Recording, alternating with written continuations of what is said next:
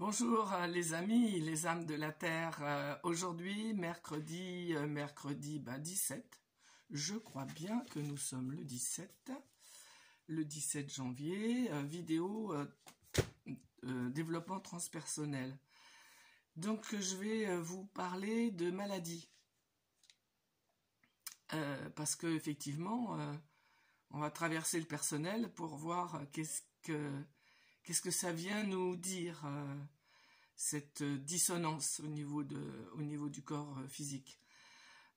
Il est bien entendu que tout ce que je dis ici ne concerne que moi, mes croyances, mes expériences, mes opinions, et que chacun peut ne pas être d'accord. Au contraire, hein, c'est ce qui fait la richesse. Si on était tous d'accord, ça serait un petit peu peut-être ennuyeux, je ne sais pas. Là encore, je n'ai pas d'avis. C'est bien de ne pas avoir d'avis parce que ça fait une grande ouverture au peut-être. Pourquoi pas? Et si je changeais d'avis? Bien, donc la maladie. Et je vais vous parler, pareil, de mon expérience par rapport à un problème par rapport à une maladie que j'ai eue. Voilà.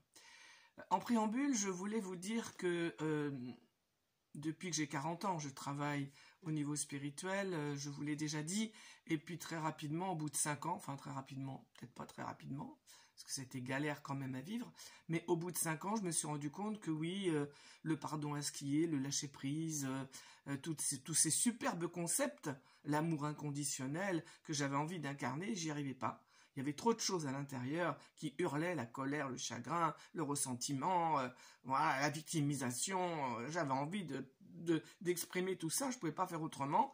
Donc, puisque je faisais le mal que je ne voulais pas faire et que je ne faisais pas le bien que je voulais faire, je me suis dit qu'il y avait sans doute autre chose peut-être à mettre en place. Et là, j'ai rencontré un livre, Jacques Salomé. Tout ça, je le dis dans mes vidéos précédentes.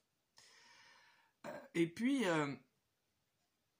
Donc, à un moment donné, j'ai rencontré quelqu'un qui n'est plus là, mais qui est là quand même, c'est Jacques, qui donnait une conférence à Périgueux, où j'habitais, sur le plasma. Et à l'époque, je faisais du billard. J'avais un copain avec qui je faisais du billard. Et ce jour-là, eh bien, j'avais billard. Et à l'époque, j'étais assez accro au billard. Donc je me disais, mince alors, il y a cette conférence, le plasma, pour moi c'était au niveau du sang. Je n'ai aucune connaissance, scolaire, on va dire ça comme ça. J'ai arrêté mes études au CAP de sténodactylo à 16 ans, j'ai travaillé tout de suite, donc je n'ai pas de connaissances physique, chimie, tout ça, j'ai pas. J'ai eu après une grande connaissance au niveau littéraire, au niveau musical, parce que j'étais comédienne professionnelle de théâtre pendant 10 ans, mais tout ce qui est scientifique, j'y comprenais rien. D'abord, c'est pas j'y comprenais rien, c'est que j'y allais pas, quoi. C'était un monde auquel je ne pensais pas du tout. Mais cette conférence, je sais pas pourquoi, le plasma, c'est marrant, une conférence là-dessus, je me disais, je sais pas, c'est le sang, c'est la lymphe, c'est je sais pas quoi. Et donc, je me suis dit, bah oui, finalement, le billard, je peux y retourner. Mais là, cette conférence, elle est là que cette fois-ci. Donc, j'y suis allée. C'était au mois, je pense, fin septembre, de mémoire 2019. Donc, c'est pas très, très vieux, hein, quand même. Hein. Et là, j'ai découvert tout un monde. Tout un monde. Ce que c'est que le plasma. C'est un autre état, on va dire de la matière, on va dire ça comme ça. Donc j'ai découvert le plasma, j'ai découvert la fondation Kesh, j'ai découvert le Gans, j'ai découvert le Magrave, j'ai découvert les acides aminés, que j'adore. Et donc voilà, c'est tout un monde que j'ai découvert et qui a fait l'objet d'entrevues régulières avec Jacques, qui lui était très féru de tout ça. Et ça fait aussi l'objet d'un journal que j'ai commencé à tenir, ouais, il est là, ce journal, à partir du mois d'octobre, et que j'ai terminé en avril 2023. Parce que j'avais des messages qui me venaient à 4 heures du matin, et moi j'aime bien dormir, mais je pouvais pas faire autrement que me lever pour écrire.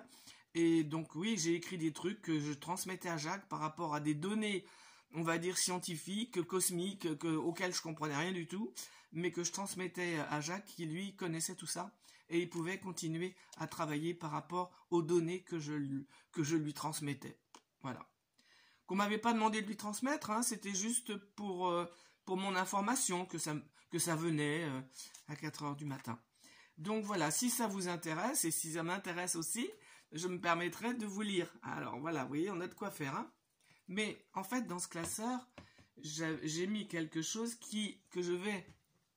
auquel je vais me référer là, puisque je vais parler des maladies. Là-dedans, ça ne parle pas de maladies, hein.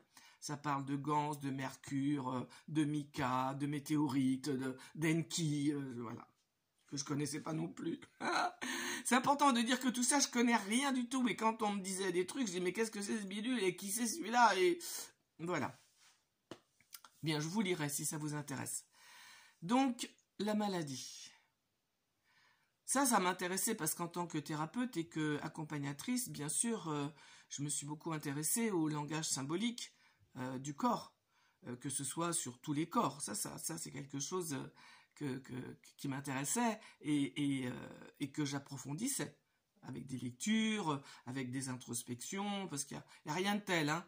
Les lectures, c'est bien, d'accord, hein. Il y a des tonnes et des tonnes et des tonnes de livres avec des théories, c'est bien. Mais comme je dis tout le temps, 3 grammes de pratique valent mieux que 3 tonnes de théorie. Pour moi, rien n'égale l'expérience. C'est ça, pour moi, la vraie connaissance. Donc ça m'intéressait, d'autant plus que moi, je souffrais. J'avais une maladie auto-immune, la maladie de... Comment il s'appelle, lui, Hashimoto?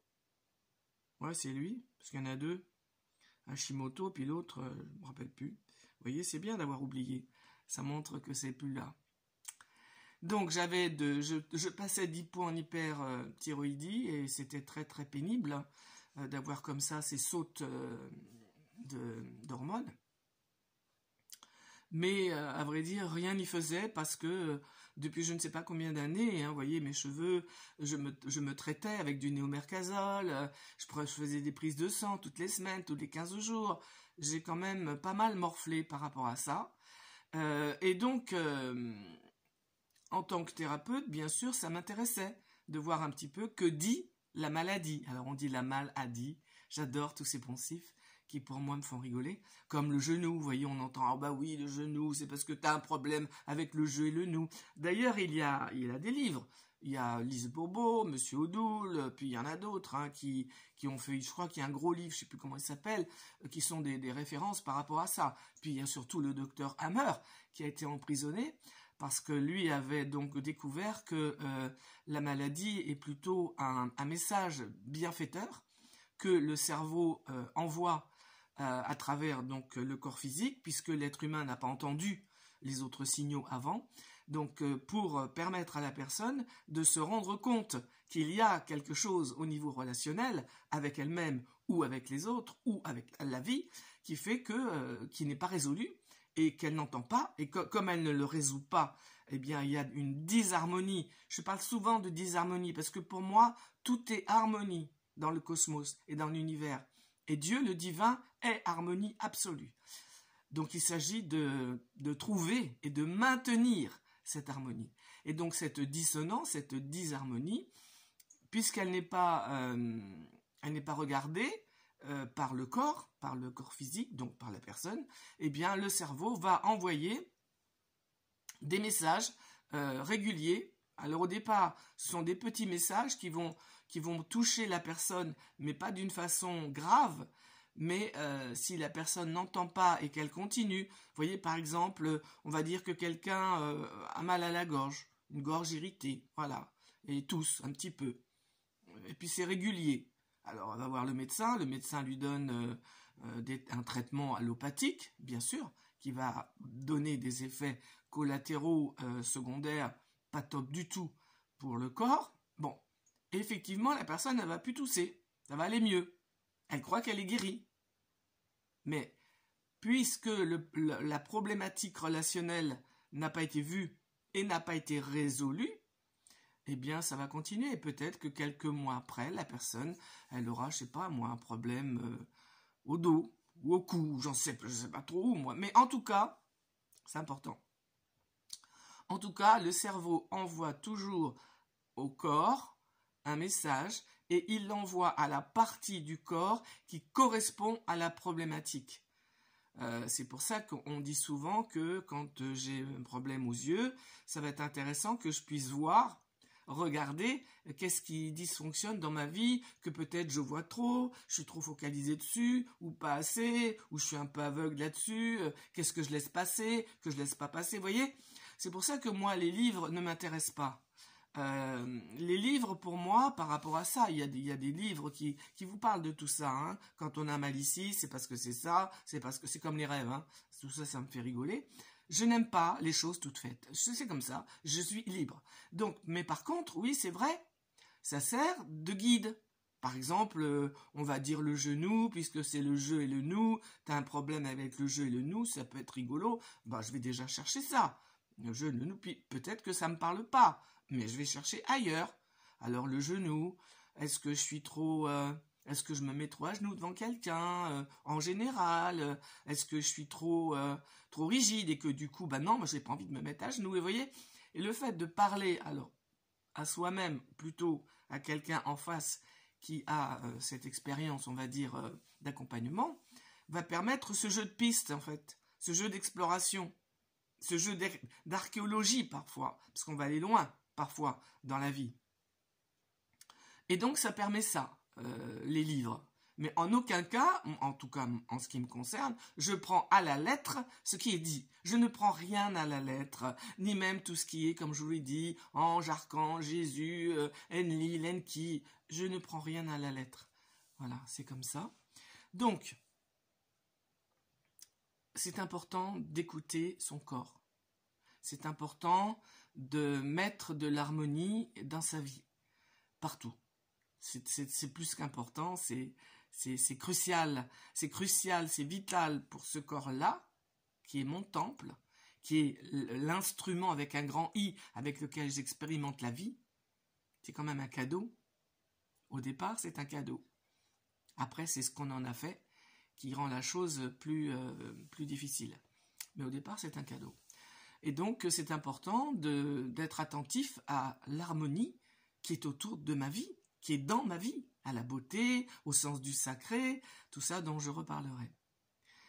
Donc, j'avais un problème de thyroïde grave quand même, hein, puisque pendant des années et des années, je sais pas, je dirais 30 ans minimum, j'avais ça. Et je crois même que je suis née avec ça, avec un problème de glande thyroïde et une fatigue, puisque en fait, quand je résumais ma vie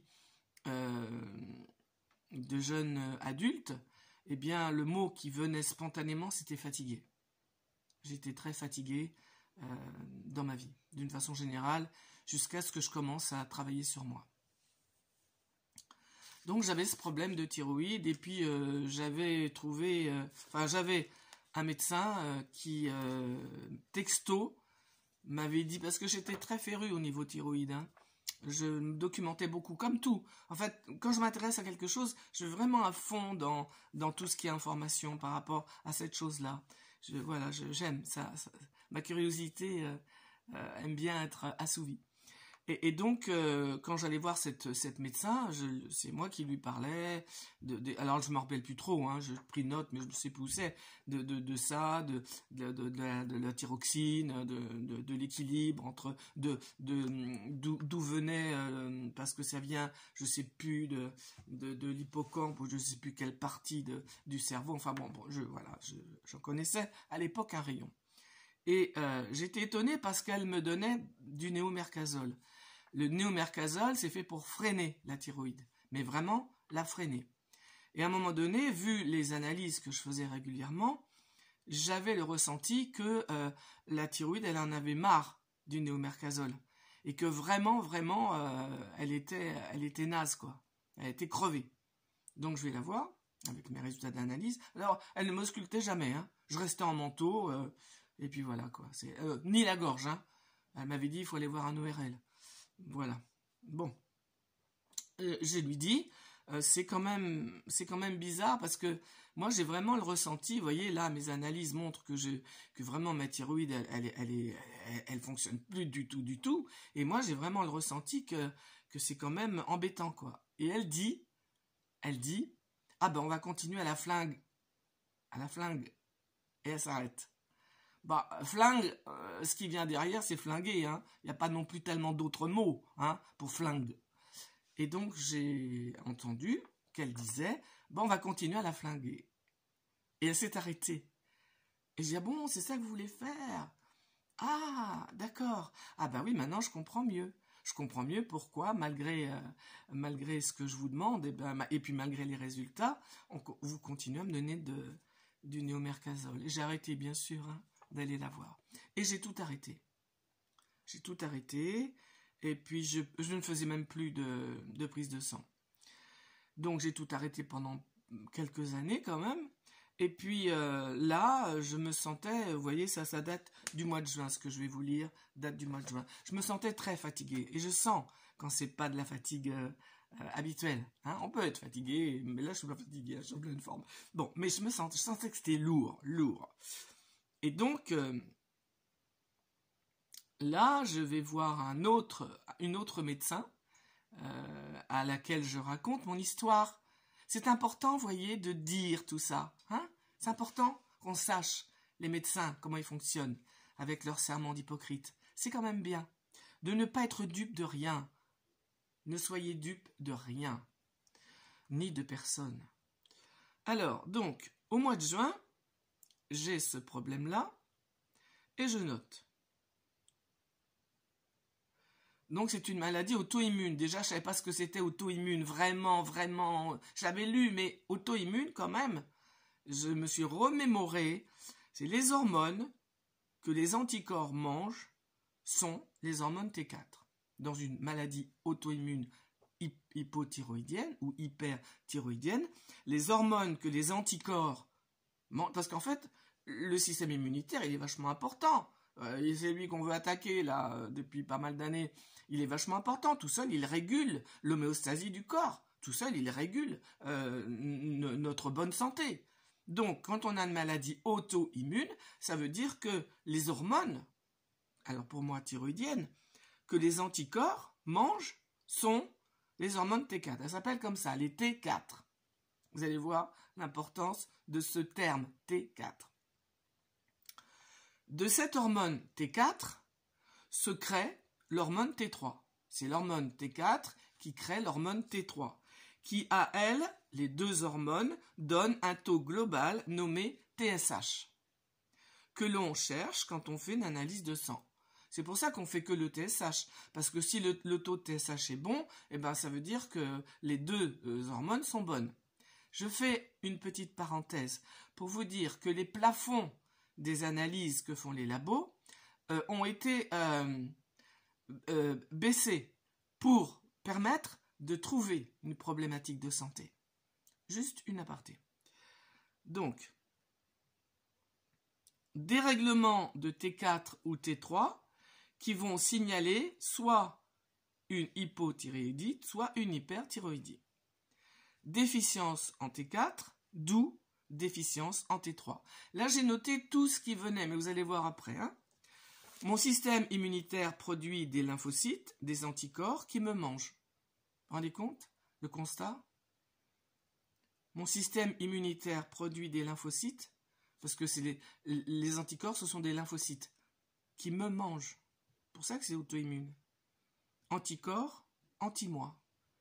Et contre les T4, puisque c'est ce qu'ils font. Vous voyez, toute cette progression. Et puis, à un moment donné, j'ai sûrement eu mal au dos, je sais pas où, ou au bras, et j'ai été voir une ostéopathe qui s'appelle Sarah, que j'apprécie énormément. Alors, je parle avec elle, hein, et elle m'évoque, elle m'a évoqué des choses.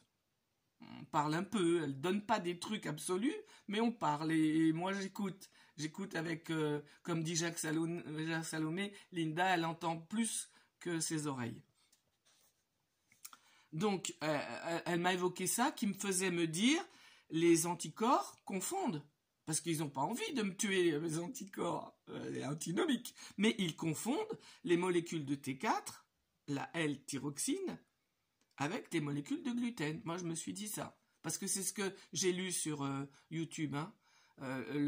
Quand on a un problème de gluten, ça peut intéresser les gens qui ont des problèmes de gluten. Elle va dépasser 20 minutes, mais tant pis. Hein. Quand on a un problème de gluten, il est fort possible qu'il y ait un problème de T4. Et parce que les hormones éliminent les molécules de T4 qu'ils confondent avec en même temps celles de gluten. Donc ça peut être joint. Voilà. Donc, j'ai plus de problème avec le gluten. J'en ai plus. Hein. Ça aussi, ça a été résolu. Mais bon, c'est pas l'objet. Donc, je me suis dit, je vais supprimer le gluten. Mais, pas sûr. Vous savez, c'est toujours mon truc, pas sûr. Pourquoi? Bon. Peut-être que les pro-corps se sont donnés comme mission, va savoir pourquoi, de manger les T4 et pas le gluten. Ce qui est le cas. Ce qui était le cas. Et même si je supprime le gluten, les T4 sont mangés. De toute façon.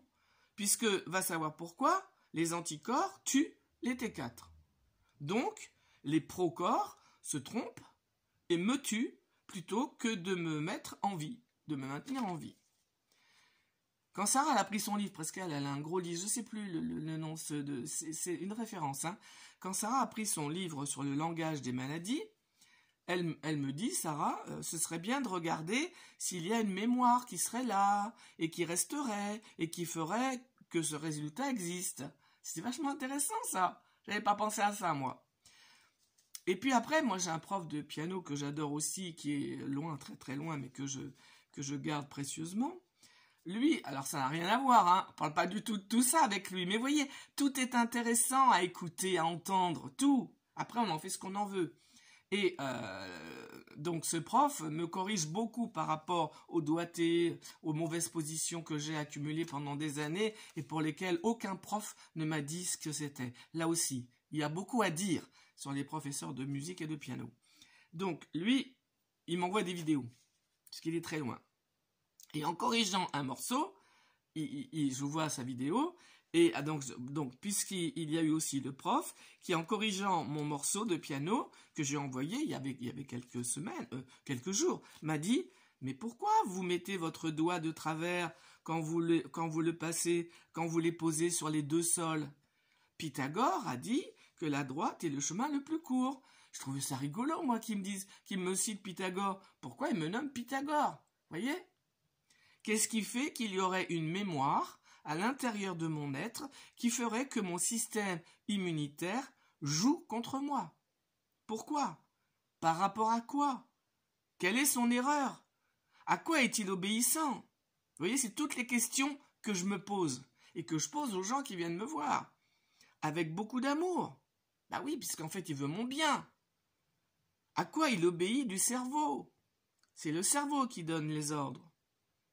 Et ça, c'était la nuit. Hein. Toutes ces questions-là, je me suis posé pareil, hein, sans doute vers 3-4 heures du matin, parce que là, c'est apparemment le bon moment, sans doute. Et d'un coup, me vient Pythagore, il a créé l'énéagramme. Et je connais l'énéagramme. Hein. Et voilà. Et moi, en énéagramme, je suis 4. C'est marrant, ça. Je suis 4. Comme les T4. C'est drôle. Et 4, en énéagramme, ce qui le caractérise, cet énéatype, c'est le manque. Le 4, c'est vraiment un truc figé, c'est le manque. Comment c'est quand on est 4? Forcément, je le sais bien, puisque c'est ce que je suis. Ok, moi, Linda, au niveau du mental, du subconscient,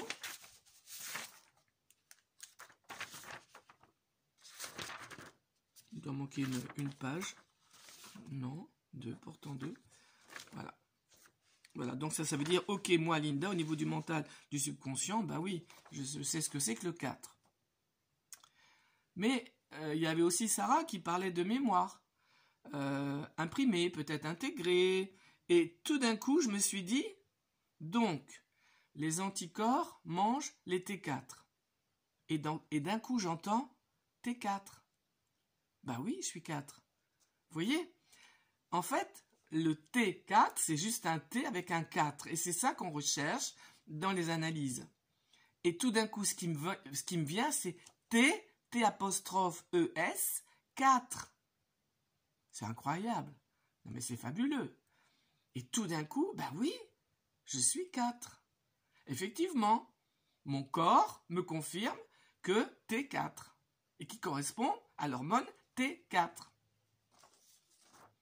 Et tout s'est éclairé. Ben oui, si mon cerveau, si tout mon être a enregistré T4, il faut que je sois 4. C'est un impératif. Et donc, les procorps, qui sont pour mon corps, qui obéissent à l'ordre du cerveau qui dit « Linda, il faut qu'elle soit 4 ». Et le propre du 4 dans l'énéagramme, c'est le manque. Le 4 vient expérimenter le manque, pour expérimenter le plein.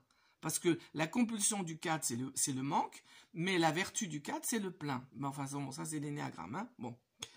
Lorsque le 4 a compris qu'il est venu pour manifester, expérimenter le manque, cette prise de conscience, la compulsion du type lui permet de sentir le plein, la vertu du type. Tout ce que Linda a réalisé en vivant le plein, peut-être qu'au niveau des mémoires, il y a erreur. T4. C'est-à-dire que j'ai beaucoup travaillé l'énéagramme. C'est un truc fabuleux, l'énéagramme. Franchement, fabuleux. Donc, j'ai beaucoup travaillé ça et c'est vrai que le manque, je ne le sens pas ou alors vraiment, je ne m'en rends pas compte, mais parce que c'est un rouleau compresseur, hein, l'énéagramme. Hein. Mais bon, donc, c'est possible que parfois, je sois dans le 4, mais je ne le vois pas. Et le but, en fait, c'est de le voir pour pas être écrasé par le 4, par ce rouleau compresseur et hop, aller dans la vertu du type. Mais si en plus le cerveau, lui, dit « il faut qu'elle soit 4 », qu'est-ce que vous voulez que je fasse, moi? Je peux rien faire, moi. Avec mon conscient, je peux rien faire. Voilà. Et les anticorps, les procorps, pour que ce corps soit dans le manque, tue les T4, tue la thyroïde, qui est le centre très vital pour le corps. Et voilà. Bien sûr, après, moi, comme traitement par rapport au problème de thyroïde et d'hyperthyroïdie, puisque c'est ça le problème principal, eh bien, je ne voulais pas prendre de Nomercazole avec l'excipient qu'il y a dedans, qui est très mauvais pour le corps. Alors, le Nomercazole, il est remboursé par la Sécu, bien sûr. Et il y avait un autre traitement, un autre médicament, qui s'appelle le T-Caps. C'est drôle, hein? T-Caps. Qui, lui, coûte beaucoup plus cher, mais qui n'est pas remboursé. Mais c'est celui que je prends. Et encore, dans mon interrogation, dans mon introspection, venait encore ce T-Cap. Est-ce que T-Cap? Ben ouais, je suis Cap. Ouais. J'ai été Cap. J'ai été Cap pour voir le T4 et le manque. Eh bien, à la suite de ça c'était donc au mois de juin, le 13 juin 2023, cette introspection. Et bon, je vais revoir la médecin, puisque j'allais pas bien, et elle me donne du T-Caps, 75 grammes. C'est pas beaucoup, mais c'est quand même déjà pas mal, hein. Mais il y avait une grande hypothyroïdie. Et donc, elle me dit, on fait l'analyse dans 3 mois. Donc, pas de problème, j'ai fait les 3 mois. Et donc, ça, c'est au mois de juin. Donc, à mon avis, je l'ai vu avant. Hein. Et quand j'ai fait l'analyse, le 21 septembre, quelle n'a pas été ma surprise de constater que le taux de TSH était normal. Voilà. Donc, au vu de cette analyse, quand je suis retourné voir la médecin, je lui dis, voilà, vous voyez, c'est formidable, ma thyroïde fonctionne bien, je voudrais maintenant ne plus rien prendre. Je sentais que ma thyroïde, elle voulait que j'arrête de prendre quoi que ce soit. Mais elle m'a dit, non, on ne fait jamais ça, vous savez, c'est embêtant d'un seul coup d'arrêter, moi je préfère qu'on diminue. Pourtant, moi je le sens comme ça, mais bon, c'est elle qui est médecin, et puis voilà, j'ai envie de lui faire confiance, et donc on a diminué pas mal. Moi je voudrais bien prendre du 25%. Ah non, c'est trop, il y a trop d'écart entre le 75 et le 25, on va passer, alors elle a regardé combien ça existait là, les machins, les comprimés de T-Caps, Elle m'a passé à 62. Bon, ben, ce sera après. Vous ferez une analyse dans 3 mois, puis on verra. Et au bout d'un mois, je sentais que ça n'allait pas. Je sens la différence de fatigue normale et de fatigue due à la thyroïde. Et j'ai voulu faire une prise de sang. Alors, elle m'avait fait une ordonnance, hein, donc j'ai devancé l'ordonnance. Et effectivement, ma thyroïde commence à être en hypo. Donc, j'ai tout de suite arrêté. J'ai tout arrêté et ça va très bien. Voilà. Donc, je ne sais pas où j'en suis au niveau de TSH. Je verrai quand je ferai l'autre analyse. Je verrai ça. Je préfère ne plus rien prendre. Faire une analyse peut-être dans 1 mois. Laisser 1 mois s'écouler pour voir où elle en est. Mais la laisser tranquille. Voilà ce que je voulais dire. Alors, j'étais un peu longue et j'ai parlé de moi. Mais c'est pour vous expliquer comment il s'agit d'écouter son corps quand il y a quelque chose. Et de ne jamais laisser le corps physique atteint d'une quelconque dissonance. Et aller tout de suite chercher, ça se rapporte à quoi? Quel est l'organe, cet organe-là, à quoi il pourrait correspondre dans ma vie? Et correspond pas forcément au livre. C'est ça qui est important. Parce que si je me dis, parce que j'ai un problème de sein, j'ai un problème au niveau de ma féminité, un problème au niveau de l'enfant que j'ai perdu, que j'étais, et que j'en fais comme un dogme en fait, eh bien ça va pas. Les dogmes, ça n'est pas bon. Ce qui est bon, c'est des indications. Ce qui est bon aussi, c'est de creuser. Et c'est ça qui n'est pas facile. Parce que quelles questions on va se poser? Dans quel sens on va aller? Qu'est-ce qui résonne? Et qu'est-ce qui ne résonne pas? Parfois, des personnes disent, mais je ne sais pas quoi me poser comme question. Parce que c'est pas évident, effectivement. C'est peut-être pour ça qu'on a besoin de quelqu'un qui a fait ce chemin et qui peut nous accompagner. Encore une fois, moi, je ne cherche pas du tout à m'attacher les gens. Je ne cherche pas du tout à avoir de l'argent. Ça ne m'intéresse pas. Vous voyez, même le stage que j'ai dit que j'allais faire au mois d'avril, je ne sais pas si je vais le faire payer ou pas. J'en sais rien. C'est vrai que j'ai une toute petite retraite, mais c'est vrai que j'ai pas beaucoup de besoins. Donc, je ne sais pas. Pour le moment, je ne sais pas. Je sais que je vais le donner, mais je ne sais pas si je vais le faire payer. J'en sais rien. Donc oui, je ne sais pas. Je suis en pleine interrogation par rapport à ça, parce que je vois beaucoup de vidéos sur YouTube de personnes qui parlent de tout ce qui est éveil spirituel, encore une fois, ange, archange, canalisation, et qui ont du monde, hein, qui ont beaucoup de monde. Et je vois leurs tarifs, c'est assez interrogateur. Voilà, donc moi je ne sais pas. Donc voilà, je vous invite avec cette vidéo peut-être à vous interroger, toujours et sans cesse, par rapport à des maladies, à des sonnettes d'alarme qui viendraient vous interpeller, pour avoir toujours l'harmonie à l'intérieur du corps. Voilà, j'arrête là, ça fait 33 minutes. Je vous dis bon mercredi, et puis je vous dis sans doute à dimanche, où je continuerai de parler réincarnation, parce que comme je tiens à faire des vidéos de 20 minutes, évidemment je ne peux pas tout dire. Et puis parfois, me viennent d'autres choses entre les dimanches. Eh bien, je vous dis à dimanche, bonne journée, j'allais dire bonsoir, bonne journée.